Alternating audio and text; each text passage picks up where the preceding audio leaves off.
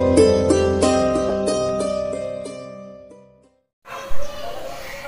मैं नाज़मा आब्दी और आप देख रहे हैं एसएस स्टार न्यूज वन। देश प्रदेश से जुड़ी खबरों को देखने के लिए चैनल को नोटिफिकेशन ऑन करें, सब्सक्राइब करना बिल्कुल भी ना भूलें। साथ ही चैनल से जुड़ने के लिए दिए गए नंबरों पर संपर्क करें। और आइए अभी एक नजर डालते हैं आज की इस खास खबर पर। एसएस स्टार न्यूज वन के विशेष कार्यक्रम में आपका स्वागत है। आज हम आपके साथ लेकर आए हैं एक नई कहानी, एक अपने देश के वीर जवान फौजी की कहानी। ईसागढ़ के जनपद पंचायत के ग्राम पंचायत पारसोल के किसान परिवार में जन्मे राजकुमार यादव पिता स्वर्गीय श्री कोक सिंह यादव जी के बारे में जानते हैं कि यह फौज का जो भर्ती होने का, एक फौजी बनने का जुनून इनमें कैसे आया। जानते हैं इनके बारे में कुछ खास बातें। आइए सुनिए एक फौजी की कहानी। किन परिस्थितियों से गुजरे आइए सुनते हैं। यह बचपन से बहुत चुलबुले और शरारती थे। हम बता दें कि सन 1988 के बाद इनके बड़े भाई इन्हें खंडवा ले आए, जहां इनके बड़े भाई खंडवा रेलवे पुलिस में जॉब करते थे। इनकी शिक्षा की शुरुआत खंडवा के गुरु नानक स्कूल में हुई। कक्षा 8 तक शिक्षा ग्रहण की। फिर इसके बाद 1996 में इटारसी आ गए, जहां पर उन्होंने टैगोर विद्या मंदिर में 12वीं तक शिक्षा ग्रहण की। सन 2000 में गुना के पीजी कॉलेज में बीएससी की पढ़ाई की। पूरी नहीं कर पाए क्योंकि इनके घर की परेशानियों का कारण था वह पैसों की कमी। फिर भी उन्होंने हिम्मत नहीं हारी। गुना शहर में पढ़ाई के साथ साथ बच्चों को भी ट्यूशन पढ़ाकर जैसे तैसे अपने लिए पैसों का इंतज़ाम करके आगे की शिक्षा ग्रहण करने की उन्होंने लगन दिखाई। फिर उन्होंने आईटीआई शिवपुरी से की और प्राइवेट बीएससी 2001 में किया। इसके बाद वह फौज में भर्ती हो गए और 17 वर्ष फौज में रहकर देश की सेवा करते रहे। 17 वर्ष के बाद अपनी जन्मभूमि ग्राम पारसौल में लौटकर आए। फिर कुछ दिन बाद ग्राम वासियों की हालत देखकर फिर राजकुमार यादव के मन में सेवा की भावना जाग उठी। 2019 में ग्राम के यतीम मोहताज गरीब लोगों को दुख नहीं देखा गया। वह गरीबों के बीच में जाकर उनकी निरंतर दुख सुख में हमेशा मदद करने के लिए तैयार रहते थे और वे हमेशा कंधे से कंधा मिलाकर सेवा करते नजर आ रहे थे। मैं हमेशा कंधे से कंधा मिलाकर उन्होंने गरीबों की मदद की और बेरोजगारों को रोजगार के कई स्रोत दिए, जिसके ग्राम पंचायत पारसोल के गरीब अपना भरण पोषण कर रहे हैं। आइए सुनते हैं राजकुमार फौजी की जुबानी और उनकी ही कहानी।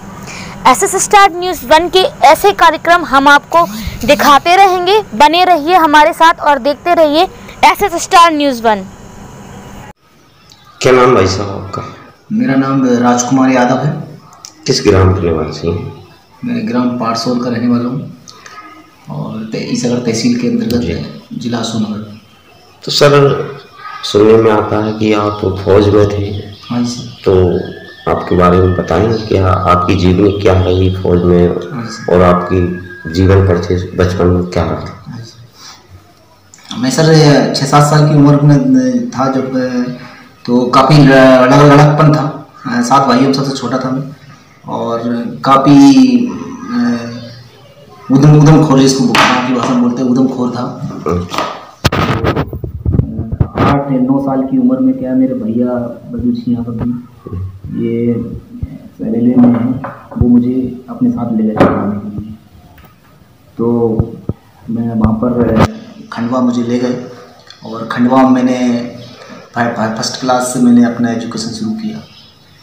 तो पढ़ने में बहुत अच्छा था। पहली क्लास से ही मैं 12th क्लास तक लगातार फर्स्ट डिवीज़न आया और 8 साल तक खंडवा रहा मैं। पहली से 8वीं क्लास तक मैंने खंडवा पढ़ाई करी। इसके बाद फिर ट्रांसफ़र हो गया भैया का, तो फिर मैं इटारसी आ गया। इटारसी आने के बाद वहाँ पर मैंने टैगोर विद्या मंदिर में अपनी शिक्षा आगे की ग्रहण की। इसके बाद वहाँ से 2099 में 2000 में मैं गुना आ गया वहाँ से अपनी आगे के एजुकेशन के लिए। तो गुना में फिर मैंने पढ़ाई करी, BSc फर्स्ट ईयर कर रहा था और उस दौरान करते करते फर्स्ट ईयर ट्यूशन वगैरह पढ़ाया बच्चों को। कुछ घर में कुछ परेशानियाँ आ गई थी 2000 में कुछ पर्सनली, तो उस वजह से कुछ एजुकेशन के लिए पैसा मिलना मुश्किल हो गया था घर से।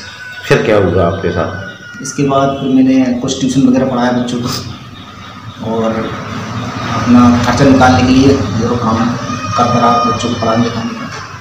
तो इससे फिर मैंने मेरे अंदर एक सीख भी आई कि क्यों ना मैं फिजिकली फिट रखूँ अपने आप को, रनिंग में हिस्सा लेता रहूँ, जिससे कि मैं आगे कहीं पुलिस वुलिस में या किसी चीज़ फौज वगैरह में निकल सकूँ। तो सुबह 5 बजे उठ करके मैं गुना के PG कॉलेज के सामने जो ग्राउंड है उसमें मैं सुबह सुबह रनिंग करने जाया करता था। तो इस तरह से मतलब मेरे मन में आया कि क्यों ना मैं फ़ौज के लिए तैयारी करूं और मैंने वहाँ से फ़ौज की तैयारी शुरू कर दी। फिर 2000 में वहाँ से मैंने अप्लाई किया शिवपुरी में ITI के लिए। ITI में अप्लाई किया तो वहाँ पर मैं निकल गया ITI में। तो गुना से फिर मैं शिवपुरी शिफ्ट हो गया 2000 से 2001 तक मैं शिवपुरी में रहा। इस दौरान काफ़ी परेशानियाँ भी आई पढ़ाई लिखाई में और मानसिक तक परेशान भी रहा मैं कुछ।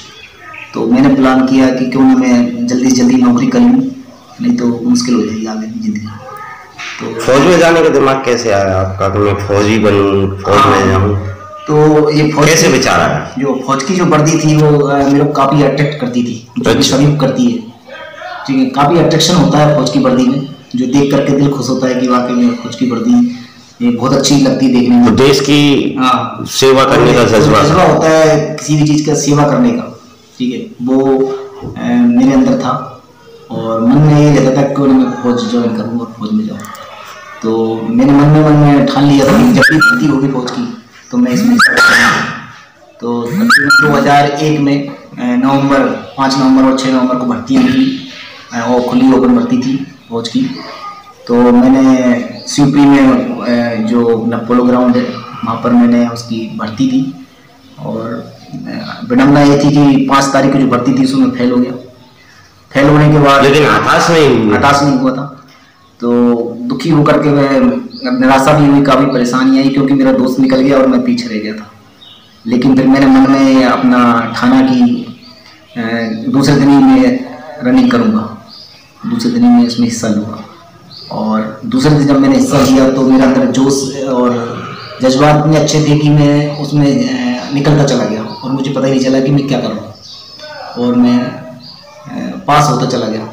इसके बाद physical, medical, long, high jump, जितने भी सब फिजिकल टेस्ट हुए सब में निकलता। सर कुल मिलाकर ये है कि आपने 17 साल देश की सेवा की। हाँ जी।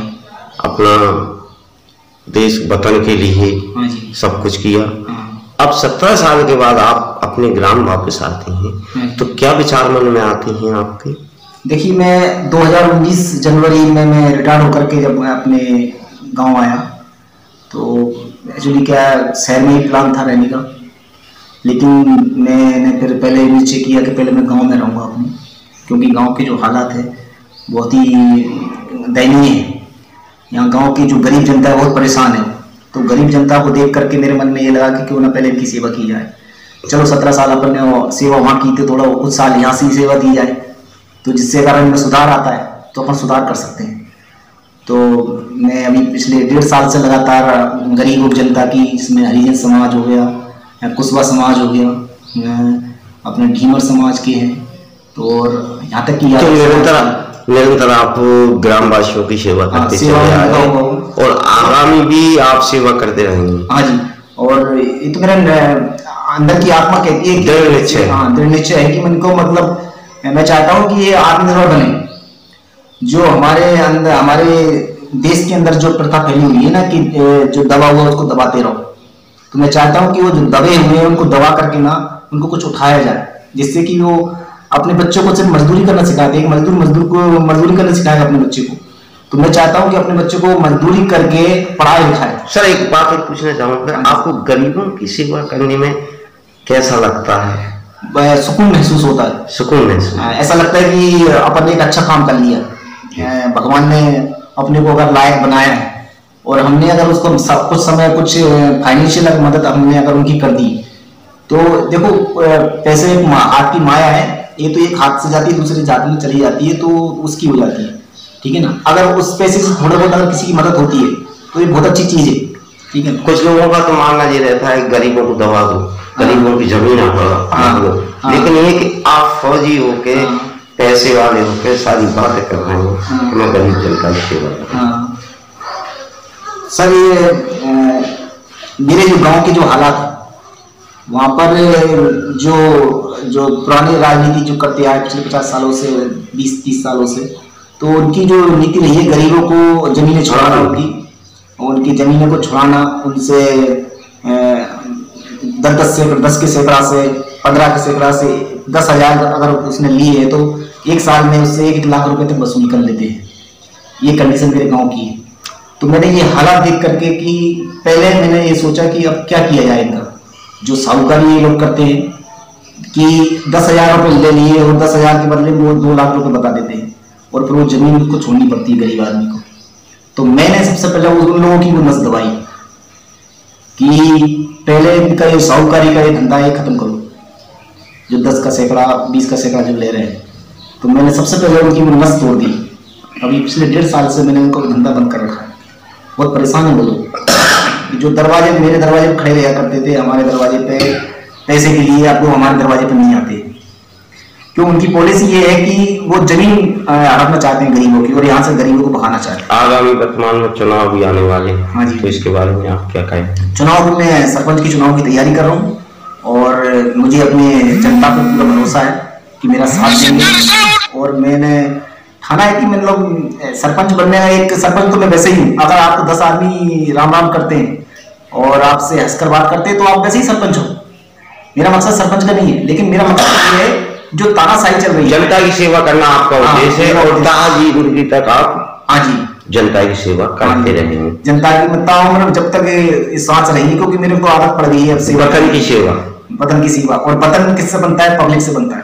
अगर आपने पब्लिक की सेवा करते हैं तो वो देश की सेवा हो रही है। बहुत बहुत धन्यवाद भाई साहब आपके लिए।